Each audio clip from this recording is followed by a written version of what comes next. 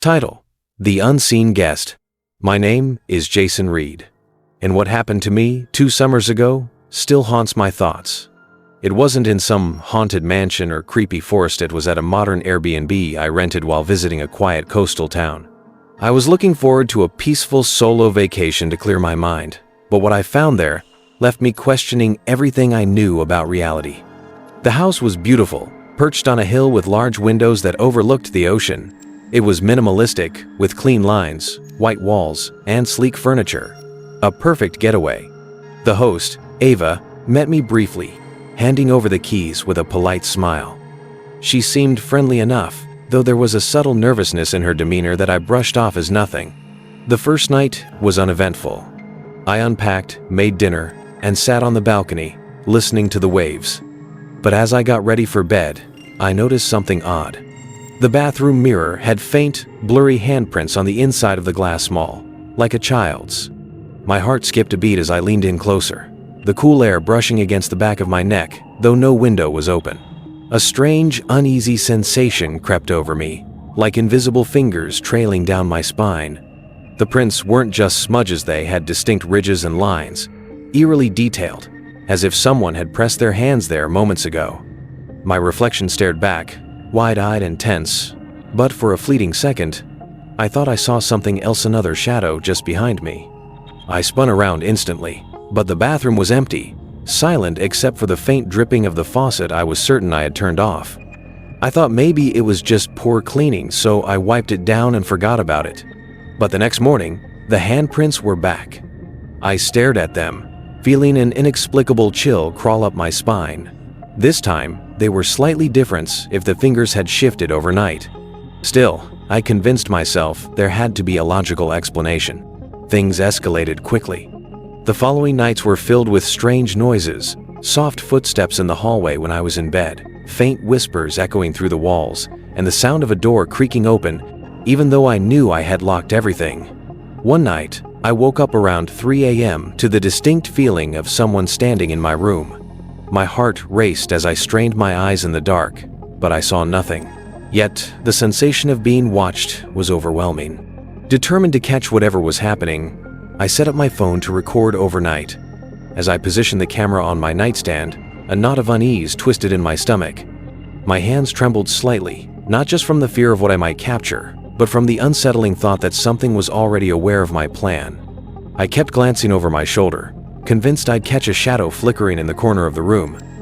Doubt gnawed at me. What if I didn't want to see what was really there? But the need for answers outweighed the fear, though part of me already regretted pressing the record button. The next morning, I reviewed the footage. At first, it was just static darkness. But around 2:47 a.m., the door to my bedroom slowly creaked open. No one was there.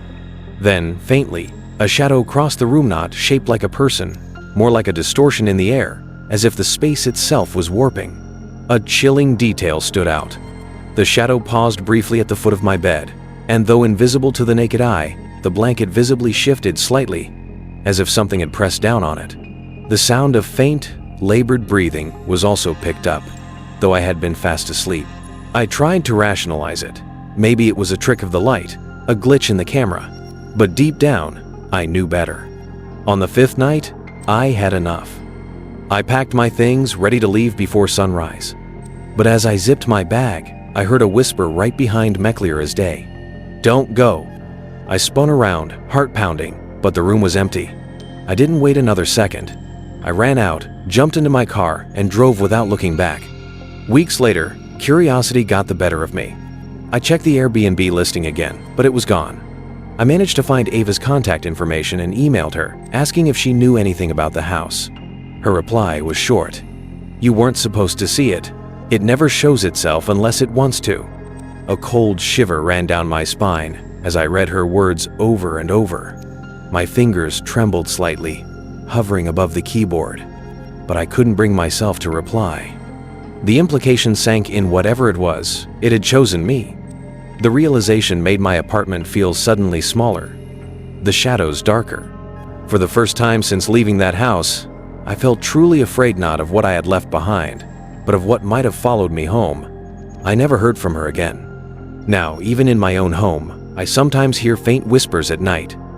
It often starts as a soft murmur, like someone speaking just beyond the edge of my hearing. The whispers seem to come from different corners of my apartment, sometimes from the closet, other times from under the bed or just outside my bedroom door. One night, I woke up to the sound of my name being whispered, clear and deliberate, right next to my ear, though no one was there. Another time, as I was brushing my teeth, I heard faint giggling echoing from the bathroom mirror, even though my reflection showed nothing but my pale, terrified face. The whispers aren't constant, but they always return when I least expect them, growing louder in the silence, as if whatever is behind them is getting bolder. And every now and then, I wake up to find blurry handprints on my bathroom mirror, but this time, they're accompanied by faint scratches on the glass, as if something is trying to claw its way through. The shadows in my apartment seem to stretch longer than they should, and I've noticed cold spots in rooms even when the heater is on. Objects move slightly when I look away, and I sometimes catch fleeting glimpses of a figure standing just at the edge of my vision, gone the moment I turn my head. The worst part? I swear, I can hear that same whisper sometimes, faint but unmistakable. I found you. And last night, when I came home from work, there was something new. Sitting neatly on my kitchen table, where I had left nothing, was an old rusted key. I don't know where it came from. I've never seen it before, but etched faintly into the metal were the numbers 247, the exact time the shadow had appeared in my bedroom